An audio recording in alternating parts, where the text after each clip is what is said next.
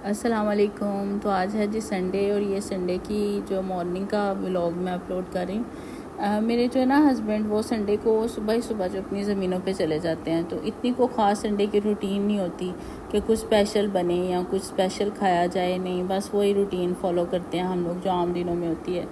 باقی جب ہسبینڈ چلے جاتے ہیں زمینوں پر تو پیچھے ہم بچتے ہیں، بچے اور میں، تو پھر بس وہی سمپل سی روٹین جو ہوتی ہے نا وہی ہوتی ہے، بس گھر کے کام ادھر ادھر کے بس۔ تو میں نے آج بات یہ کرنی تھی آپ سے کہ میں نے نا اب میرے بال بہت ہیلدی اور بڑے لینتھی تھے، اور بڑی اچھی ان کی لینتھ بھی تھی، اور بڑا اچھا اسٹرینتھ بھی بڑی اچھی تھی میرے بالوں کی نا۔ جو مجھے جانتے ہیں، جنہوں نے تو دیکھا ہوا ان کو تو پتہ ہی ہے۔ اس کے بعد پھر مجھے نا ایک دورہ پڑا بس ریلز دیکھ دیکھ کے، تو میں نے ڈیسائیڈ کیا کہ اب نا میں نے ریباؤنڈنگ کروانی ہے۔ ایک فیز آیا تھا ریباؤنڈنگ اور کیراٹن کا، تو بس ہر جگہ پہ یہی چل رہا تھا، تو مجھے بھی شوق چڑھ گیا۔ میں چلی گئی، یہاں ایک ویل نون پارلر ہے، اچھا خاصا، مطلب ان کا نام ہے، یہ نہیں کہ بس ایسے ہی کہیں میں چلی گئی۔ تو انہوں نے بس میں نے ان سے مطلب مشورہ کیا، تو انہوں نے میرے بالوں کی اسٹرینتھ وغیرہ دیکھ کے تو مجھے کہا کہ ہاں آپ کروا سکتی ہیں، تو آپ کروا لیں۔ تو میں نے کہا ٹھیک ہے، آپ مطلب جو انسٹرکشنز ہیں مجھے بتا دیں۔ تو اس نے مجھے سارا مطلب بتایا۔ اس کے بعد پہلے تو اس نے مجھے قائل کیا کہ آپ نے نا، آپ کے بالوں کی لینتھ زیادہ ہے تو آپ تھوڑے سے نا بال چھوٹے کروا لیں، اس سے پھر آپ کی نا ایک تو پرائس رینج بھی کم ہو جائے گی، اور دوسرا جو ہے نا آپ کے بال جو ہے نا وہ ہیلدی لگیں گے۔ تو ٹپس جو ہے نا آپ اپنے بالوں کی تھوڑی تھوڑی ریموو کروائیں، ان کو ٹچ اپ دیں۔ میں نے کہا چلیں ٹھیک ہے، وہ ہوا۔ اس کے بعد پھر اس نے میری بانڈنگ کی، جو جو اس نے مجھے انسٹرکشنز دی میں نے ساری فالو کی، جو ماسک وغیرہ بتائے وہ بھی میں نے لگائے، اور بالکل میں نے سب کو فالو کیا۔ لیکن پہلے واش کے بعد میرے بال ایسے جیسے جھاڑو ہوتا ہے، لٹرلی میرے ہاتھ میں لٹیں آ رہی تھی میرے بالوں کی نکل کے، اور جب میں اپنے بالوں کے اندر ہاتھ لگا، روٹس سے بال جو ہے نا وہ جھڑ گئے تھے میرے روٹس کے اندر، ایسے لگ رہا تھا جیسے کانٹے اگ گئے ہیں۔ پھر جو میں نے رونا پٹنا مچایا، پھر میں پارلر واپس گئی، میں نے اس کو بتایا، تو اس نے کہا آپ نے انسٹرکشنز نہیں فالو کی ہوں گی۔ اپنے پہ تو وہ بات آنے نہیں دیتے۔ خیر میں 14,000 لگا کے اور گنجی ہو گئی۔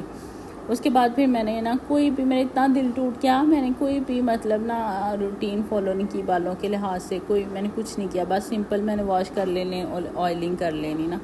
اب ماشاءاللہ سے پورا سال اس بات کو ہو گیا ہے، تو اب میرے بال تھوڑے سے بہتر ہونا شروع ہیں، تھوڑے سے، ابھی بھی رف ہیں، اور ہاتھ لگانے سے نا ہارڈ فیل ہوتے ہیں۔ ابھی میں نے عید کا ولاگ اپلوڈ کیا، تو بہت سی میری بہنیں پوچھ رہی تھی، تو میں کہہ رہی تھی کہ میرے بال اتنے اچھے نہیں ہیں، مطلب نا اب آ کے نا تھوڑے سافٹ ہونا شروع ہو گئے ہیں، زیادہ آئلنگ کی وجہ سے۔ میں آئل بہت یوز کرتی ہوں، اور میں ہر ٹائم جو ہے نا جوڑا بنائی رکھتی اسی وجہ سے کہ میرا اپنے بال دیکھنے کو دل نہیں کرتا تھا۔ تو بات کرنے کا مقصد یہ ہے کہ اپنے بالوں کے معاملے میں ان لوگوں پہ کبھی بھی ٹرسٹ نہیں کریں۔ یہ بالکل جو ٹیکنیک آتی ہے نا اس کو یہ لائیں گے ضرور، لیکن ان کو فالو نہیں کرتے، اور ان کا اس پہ پوری گرفت نہیں ہوتی اس ٹیکنیک پہ، اور وہ استعمال کرنا شروع ہو جاتی ہیں۔ جیسے ابھی ہائیڈرا فیشل کے نام پہ لوگوں کو لوٹ رہے ہیں نا، آپ کسی اچھے ڈرماٹولوجسٹ سے رابطہ کریں، اور کسی اچھے جو نا کلینک پہ جائیں، اور وہاں سے جا کے اپنے ٹریٹمنٹ لیں۔ کبھی بھی ان کے ہتھے مت چڑھیں، یہ آپ کو ایسے ہی سیٹسفائی کر لیں گے، اور بعد میں آپ کوئی بھی کلیم لے کے جائیں گے نا، تو یہ بالکل اس بات کو آن نہیں کرتے کہ ہماری کوئی غلطی ہے۔ تو یہاں پہ آپ سے باتیں کرتے ہوئے مطلب میں نے کافی زیادہ کلیننگ بھی کر لی تھی۔ باقی